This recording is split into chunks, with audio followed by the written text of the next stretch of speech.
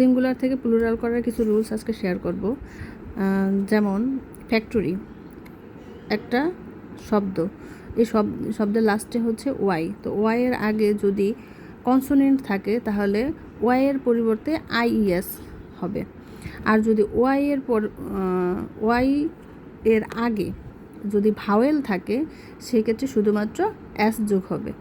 তারপরে এই যে এটা লাস্টে কোনো শব্দের শেষে যদি সিএস থাকে বা এসএস থাকে বা এস থাকে, এক্স বা জেড যে কোনো একটা থাকে সেক্ষেত্রে শুধুমাত্র ইএস যোগ হবে। যেমন এই জায়গায় সিএইচ আছে যার কারণে শুধুমাত্র ইএস যোগ হয়েছে, যেমন এস আছে এটার পরিবর্তে এসের সাথে শুধু ইএস যোগ হয়েছে এরকম।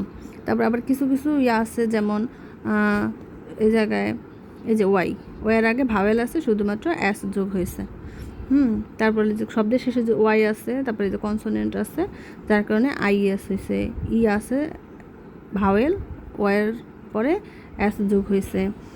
তারপর যদি কোনো শব্দের শেষে আবার এফ থাকে, এফের পরিবর্তে ভি যোগ হয়, ভি হয়, এফের পরিবর্তে ভি হয়, যেমন ভিইএস যোগ হয়েছে। তো এ পর্যন্তই, আশা করি অনেক উপকার হবে ভিডিওটা। আল্লাহ হাফেজ।